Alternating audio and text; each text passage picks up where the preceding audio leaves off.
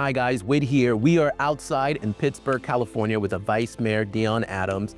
And as we continue our series of conversation, we wanted to bring somebody very special to our community, somebody who's dedicated his life to aviation, as well as mentoring the youth. Here in the Bay Area in Palo Alto, without much delay, here is Michael Mashack. Hi, Michael. Well, Vice Mayor, how are you? I'm doing well. How are you? Doing very well today, thank you. You're welcome. Thanks for joining me. Well, it's a pleasure. Thanks for having me. Really a pleasure to be here. Beautiful day, beautiful city. We are very blessed. Pittsburgh is a waterfront city, a hidden gem that a lot of people don't know about, but we've got the Delta right here, beautiful scenery, and where we're sitting is actually our Marina Green. This is a community space that we create to bring community together and celebrate. And so I love being able to sit here and have time with you to learn more about your organization. I know that you do work in Palo Alto, but that's still Bay Area for us. Absolutely. And some people may think that it's far away, but I think it's worth the drive for what you're going to share with us today and just what you're doing in the community. So tell us a little bit more about your organization. Well, thank you for the opportunity to share a little bit about our organization. And you're right, we're based out of Palo Alto, out of the Palo Alto Airport. However, we serve the entire Bay Area, as is Bay Area Urban Eagles. And in fact, we have a young man, a junior, I believe, at Pittsburgh High School, who's at our facility all the time. Go Pirates! Yes, got a couple of people from Brentwood and as far away as Vacaville. So we serve the Bay Area. Okay. And our mission is really just that, is to identify those who have an aspiration in aviation, and not just flying. We'll talk a little bit more about that in a moment, but a desire, an interest, a passion for aviation, and help to open the doors for them to explore their dream. Yeah, no, that's great. I do know a little bit about the aviation industry.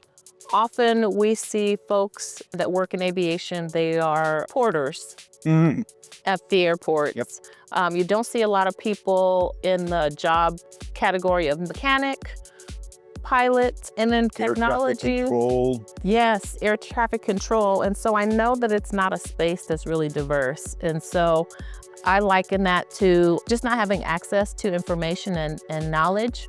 One of my big things is knowledge is power. The more you know, no one can take information away from you, and you can use it for your good, and really setting yourself up for success. And so what are some of the roles that you share with youth about aviation that they may not know about? You really do highlight on the fact that there's not as many as we would like to see of us, of Black and brown youth or people in the industry. I mentioned air traffic control, and I mentioned that because there's a big hiring push now. Some of the other roles that we work with our youth to expose them to are as much as maintenance, aircraft maintenance, as well as operations, airport operations, of course, piloting. Within those three, there's all different types of opportunities. There's engineering, aerospace, and we do drive our kids to go into engineering, whether they want to be pilots or not. Take aerospace engineering classes if you can. Again, not all kids are going to want to be pilots or air traffic controllers or maintenance, but getting that basic understanding, the basic education, as you said, knowledge is power, is what we really push them to. So again, there's many different opportunities in the aerospace aviation industry. And we just try to identify where their passion is and try to open doors for that. Yeah, that's great. I know that it's expensive to become a pilot. It is. And education in general is expensive. Trade, certification outside of college, or serving in the military. So what are some of the barriers that you see that exist for youth that might be curious or don't know about these roles? Well, the biggest barrier you've already mentioned, and that is the cost especially for being a pilot, it's cost.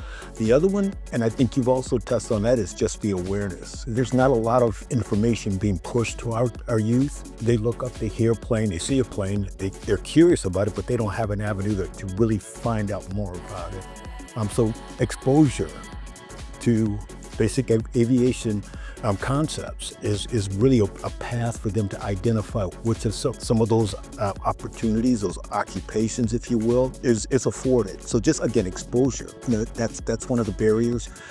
Inclusion, and I know that I word is kind of hard nowadays, but it's a fact. One of the reasons I started this, I've been a pilot since 1998. And Awesome.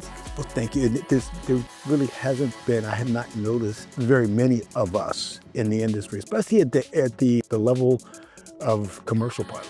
Yeah. Right? You mentioned maintenance. There had not been a lot of minorities in that, especially black and brown, in that occupation. Air traffic control, I mentioned. So it's showing them that they can do it, providing people that look like us who are doing that, so that they can see that there are folk. So there's what I call pioneers, and we can stand on their shoulders. Yeah. So that's kind of the barriers and how I try to address the barriers. Okay. I will mention, because it's the big one, it's the elephant in the room, if you will, is expenses. And so a lot of our youth, especially the ones in this area, really want to be pilots. And the challenge is to get them to our facility. Mm-hmm. What we've done is really reached out for scholarships for the kids. So our youth we're not charging them anything for the training. And So it's free of charge? We have a membership. Okay. But ground school for pilots, people who want to be kids want to be pilots. Typical cost for ground school is about $500. They pay nothing. Okay. Typical cost to actually get your private pilot's license is about between $20,000 and $25,000, depending on the young person's drive to get it. Yeah, so we reach out and we do a little bit of arm bending and trying to get scholarships so the kids don't pay. That's our goal. Is any kid who wants to become a pilot or become air traffic control, we got another way for that. Maintenance. We don't want them to have to pay for anything. No, I think that's great. So tell me a little bit about, tell me about the program, sort of beginning to, if you were to start around someone being interested in the program and then going all the way to, becoming a successful pilot. Let's just take the pilot example. Let's do that. Can you walk us through that so that we can have an understanding? Then, some of the youth or their parents that are watching, they will have a better idea, because I do feel like becoming a pilot is a mystery. I know several pilots personally, and the avenues that they've had to take, I knew nothing about. And so can you share a little bit with us for that? So a little bit about our program. We take young people in as young as 9 years old. Okay. Wow. And we don't turn anyone away after high school or college, because there are people who want to become pilots or become some of these other occupations I mentioned. But what we do, we take the young people and we basically focus on STEM. Okay. STEM activities. Again, the foundation for aerospace. We partner with NASA. Oh, wow. We use some of their collateral. We also have these kids like pads, tablets, and VR. So we use a lot of those kinds of things. We also conduct experiments, STEM experiments in the hangar, second Saturdays every month. And then we have the older kids, because the younger kids really, we take them flying too, because we want to hook them, right? Once you're in a plane and you actually see your world from above, it's a totally different experience. Yeah. And they really, that really helps to drive their interest. Not just their interest, but their curiosity. Yeah. And that's what gets, when I see a kid curious about a certain aspect of aviation, it just helps me to try to help, to build that or pull that curiosity and expose them to even more. So we work with the younger ones in the STEM stuff, in the experiment, the hands-on stuff. Mm-hmm. The older kids, we have ground school. I might have mentioned that earlier. That's no cost, and that's typically a 14-week course, twice a week, Tuesdays and Thursdays. We will be starting the 1st of 2026. Okay.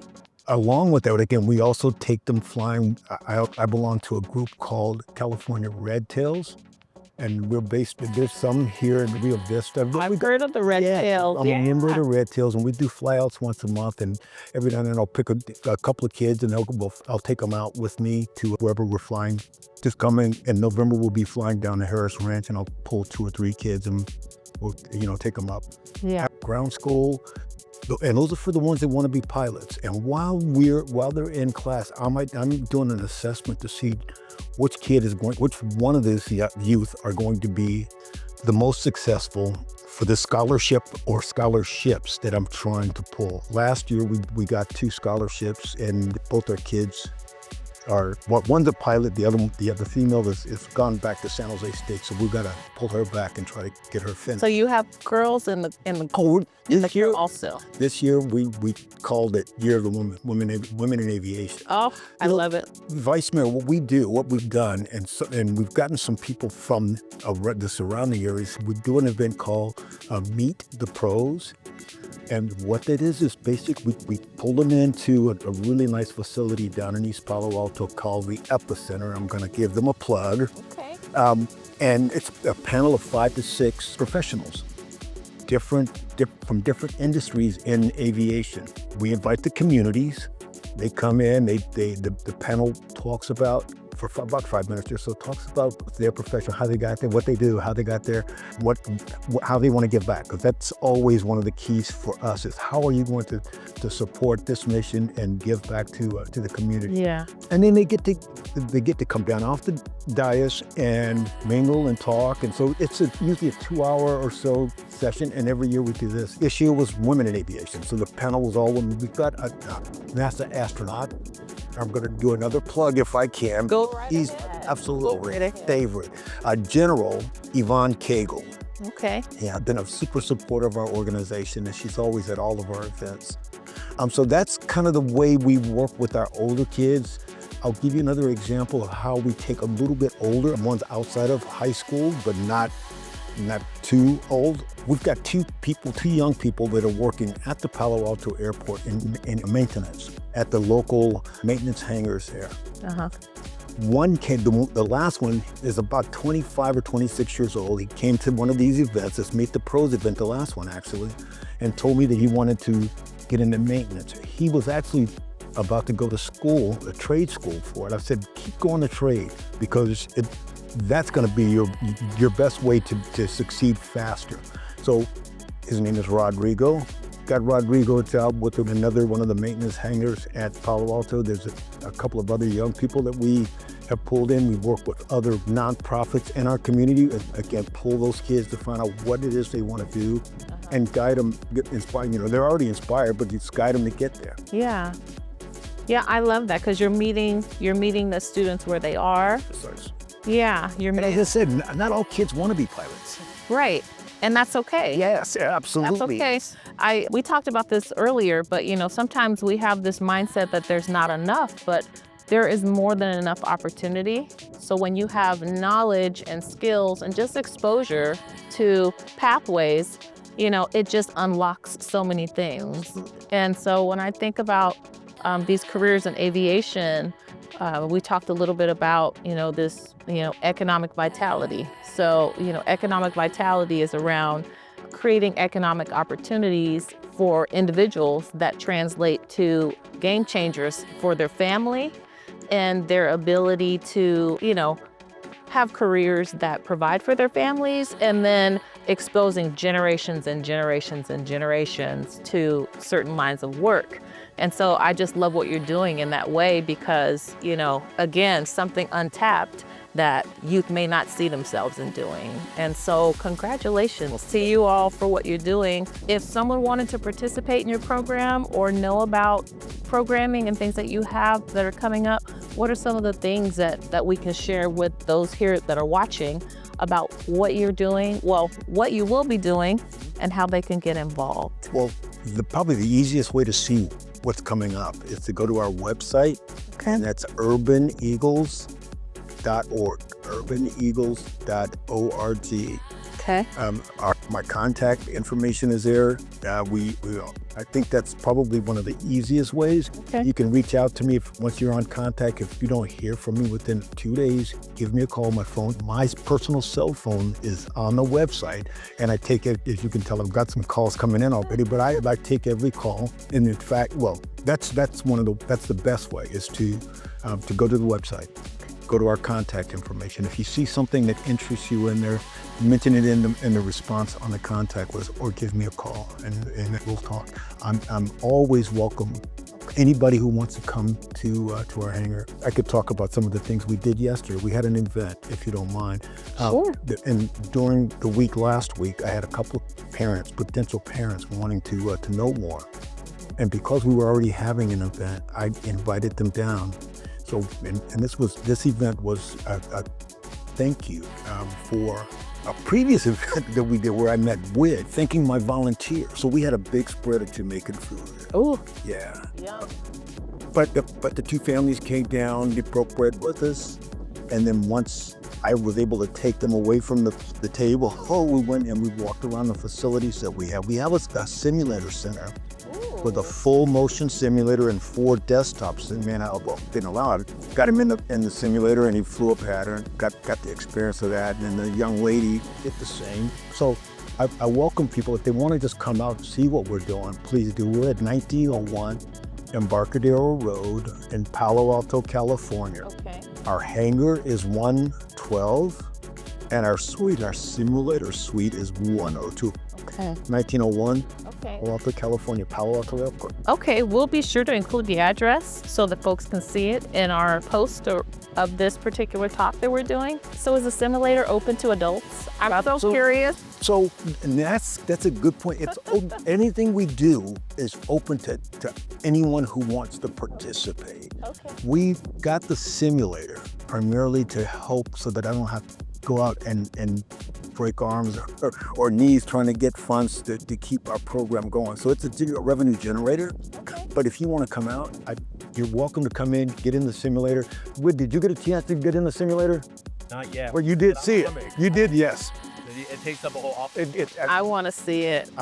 Please come. Yes. Please come. Yeah. And again, we're really proud of what we do, and we take feedback. So you coming and seeing what we do, and then providing your perspective of the work that we're doing helps us to do more, do better.